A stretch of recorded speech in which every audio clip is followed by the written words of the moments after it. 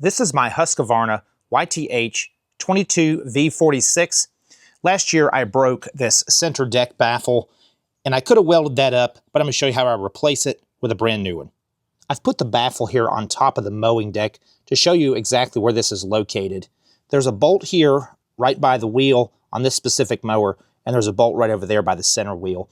You loosen those and that'll drop the carriage bolts down, and then you could reinstall this.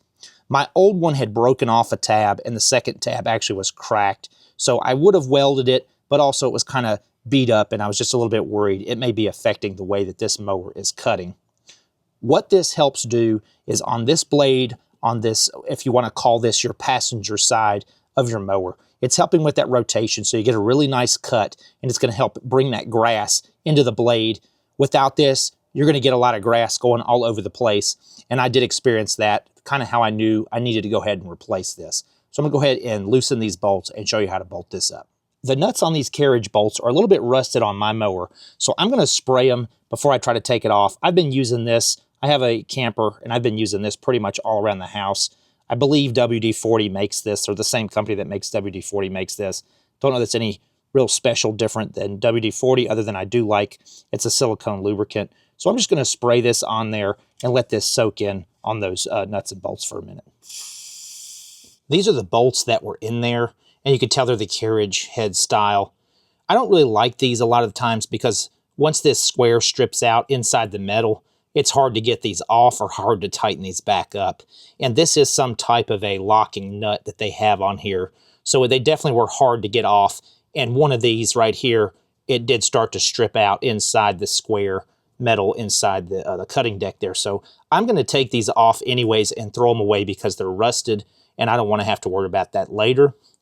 I'm going to use these right here. These are 5/16, and they are hex style. You can see I'm going to use hex style so I can tighten this up, hold it with a wrench, tighten it on the other side, and I'm just going to use a washer, and I like nylock nuts. So that's what I'm going to put on there. You could use stainless steel here if you want.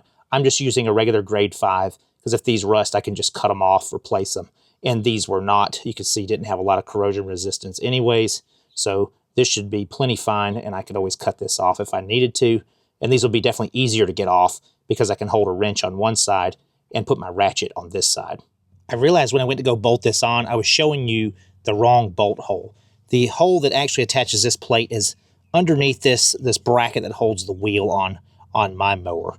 So this is another good reason to have a hex head on this side where you can hold it or tighten it with a ratchet on one side, hold it with a wrench on the other, because this is a very close clearance there. I don't know if I could show you that, but that bolt is right next to where that bracket is. So very hard to get a wrench down in there. You can probably just get a wrench in there, no ratchet.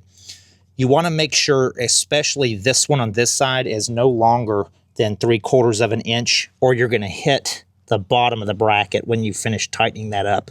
So this one here is 3/4 of an inch long.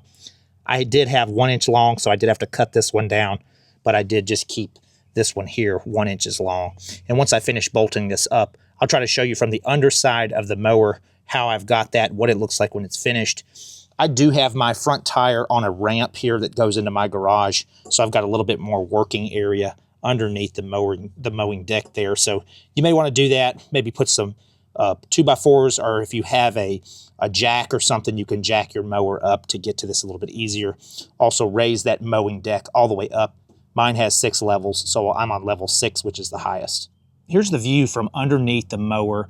I'm not sure if you could tell what you're really looking at here, but this is one of the bolts that we installed here. So again, I did a hex head here with a washer. On the other side is a washer and a nylock nut. And we've got the other one over there on that side. I'll run my hand here on this side so you can kind of see how much of that goes underneath the mowing deck. And this is going to definitely help raise that or lift that grass as you go over it for the blade, if you want to call this, say, your passenger side of your riding mower.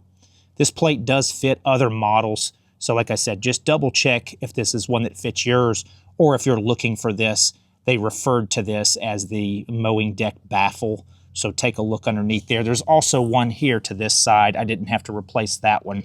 So yours may have different style baffles that you may have to search for the part number there. But this is the one that fits this Husqvarna mower, as I mentioned earlier in the video. I will have links to this part in the description, so if you're having the same problem I did where yours broke off, say you caught this on a root or it's rusted or anything and you want to replace this, I will have the links for that in the description. Hopefully this information was useful or helpful for you, and if it was, please subscribe and share. And that's to the point.